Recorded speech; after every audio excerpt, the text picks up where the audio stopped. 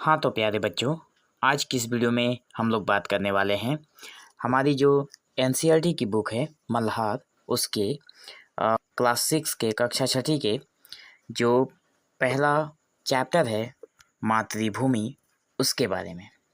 ठीक है, मातृभूमि जो कविता है उसके जो लेखक हैं या फिर जो कवि हैं वो हैं सोहनलाल द्विवेदी जी।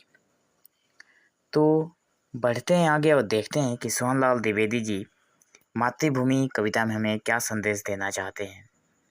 उससे पहले दोस्तों, हिंदी परीक्षा एसके के यूट्यूब चैनल पर आपका दिल से स्वागत है। सो बढ़ते हैं आगे और देखते हैं मातृभूमि जो कविता है उसमें कवि से परिचय जो है उसे हम लोग एक बार देख लेते हैं।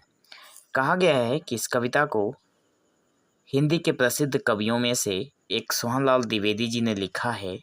इनका जन्म आज से लगभग 100 साल पहले हुआ था। उस समय अंग्रेजों का भारत पर आधिपत्य था। उन्होंने अपनी लेखनी से अंग्रेजों का विरोध किया। उनकी लेखनी का सबसे प्रिय विषय था देशभक्ति। भारत के गौरव का गान करना उन्हें बहुत प्रिय था। उनकी कुछ और चर्चित रचनाएं हैं, बढ़े चलो, कोशिश करने वालों की हार नहीं होती आदि। ठीक है, तो जैसा कि आप सभी ने सुना कि मातृभूमि जो कविता है वो कवि सोहनलाल द्विवेदी जी ने लिखा है और उनका जन्म लगभग आज से 100 साल पहले हुआ था। उन्होंने अंग्रेज़ों के समय में जो कविताएं लिखी हैं वो देशभक्ति के ऊपर लिखी गई है। तो ये जो कविता है मातृभूमि, ये भी हमारे मातृभूमि जो कि हमारी जन्मभूमि को केंद्र करके लिखी गई ये कविता है। ठीक है, तो बढ़ते हैं आगे और देखते हैं कि कविता की पहली पंक्तियां में क्या समझाने का प्रयत्न किया है इन्होंने। मातृभूमि जिसमें कहा गया है कि ऊंचा खड़ा हिमालय आकाश चूमता है, नीचे चरण तले झुक नित सिंधु झूमता है। इस जो पंक्ति है इसका आशय है या फिर इसकी व्याख्या अगर हम करें तो भाव ये निकल कर आता है कि हिमालय जो है वो खड़ा है, खड़े खड़े वो आकाश को चूमता है, आकाश सा वो ऊंचा है। उसके चरण में सिंधु नदी झूमती रहती है। ठीक है, आगे है गंगा यमुना त्रिवेणी नदियाँ लहर रही है, जगमग छटा निराली पग पग छहर रही है। कहा गया है कि गंगा यमुना और त्रिवेणी, मतलब गंगा यमुना सरस्वती तीनों को त्रिवेणी कहा गया है, जो कि नदियाँ हमारे भारतवर्ष में हैं। और आगे है कि ये नदियाँ और ये देश जो है वो चारों तरफ से हरियाली से भरा है, निराली है, प्रकाश फैला रहा है, पग पग पर ये हमें प्रकाश की रोशनी दे रहा है। आगे बताया जा रहा है कि वो पुण्य भूमि मेरी, वो स्वर्ण भूमि मेरी, वो जन्मभूमि मेरी, वो मातृभूमि मेरी। मतलब वो पुण्य की जो भूमि है वो मेरी है, वो स्वर्ण भूमि जो है वो मेरी है, वो जन्मभूमि जो है वो मेरी है, वो मातृभूमि जो है वो मेरी है। आगे इस कविता में कवि बताना चाह रहे हैं कि झरने अनेक झरते जिसकी पहाड़ियों में चिड़ियाँ चहक रही है, हो मस्त झाड़ियों में। मतलब झरने हैं हमारे हमारे देश में जो झरने हैं अनेक झरते रहते हैं, पहाड़ों से पानी गिरते रहते हैं, इसकी पहाड़ियों से पानी गिरते रहते हैं।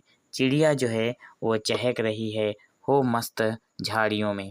चिड़िया जो है वो झाड़ियों में चहक रही है, मतलब अपनी चिड़िया जो है अपनी झाड़ियों में खेल रही हैं। ठीक है, आगे बता रहे हैं कि अमराइयाँ घनी है, कोयल पुकारती है, बहती मलय पवन है, तन मन संवारती है।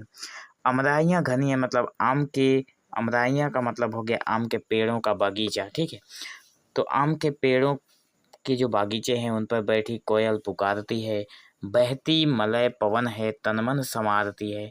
मतलब मलय पर्वत से आने वाली हवा हमें हमारे तन और मन, शरीर और मन को संवारती रहती है। ठीक है, आगे बताया गया है कि वो धर्म भूमि मेरी, वह कर्म भूमि मेरी, वह जन्मभूमि मेरी, वह मातृभूमि मेरी।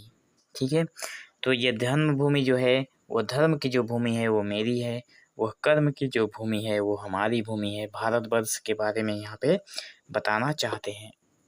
वह जन्मभूमि जो है वो मेरी है, वह मातृभूमि जो है वो मेरी है। आगे कवि बताना चाहते हैं कि जन्मे जहाँ थे रघुपति, जन्मी जहाँ थी सीता, श्री कृष्ण ने सुनाई वंशी पुनीत गीता। जहाँ रघुवीर जन्मे थे, जिस धरती पर भगवान राम जन्मे थे, जिस धरती पर सीता माता ने जन्म लिया था, श्री कृष्ण ने जहाँ पे सुनाई थी अपने वंशी से गीता का ज्ञान जिन्होंने दिया था, उस धरती पर हम लोग भी जन्मे हैं। ठीक है, आगे बता रहे हैं कि जिस धरती पर गौतम ने जन्म लेकर जिसका सुयश बढ़ाया, जग को दया सिखाई, जग को दिया दिखाया। मतलब गौतम बुद्ध की बातें यहाँ पे की जा रही है कि गौतम बुद्ध ने जन्म लेकर जिसका सुयश बढ़ाया, बुद्ध ने जब जन्म लिया तो इस धरती की मान मर्यादा प्रतिष्ठा सब कुछ और बढ़ गई, जग को दया दिखाई। इन्होंने दया के बारे में लोगों को बताया, जग को दिया दिखाया, मतलब रास्ते, किस रास्ते पर हमें चलना है वो रास्ता हमें दिखाया। आगे है वह युद्ध भूमि मेरी, वह बुद्ध भूमि मेरी, वह मातृभूमि मेरी, वह जन्मभूमि मेरी। यहाँ पे कहा गया है कि यहाँ पे युद्ध भूमि, जो युद्ध हुआ था वो युद्ध भूमि में मेरी है, जो बुद्ध ने जन्म लिया था वो बुद्ध भूमि भी हमारी है, जो मातृभूमि है वो भी हमारी है, और ये ही हमारी जन्मभूमि है। तो दोस्तों ये कविता बस इतनी ही सी है। आशा करता हूँ आप लोगों को कविता अच्छी लगी होगी। आगे के नेक्स्ट पार्ट पाने के लिए चैनल के साथ बने रहें। तब तक के लिए धन्यवाद।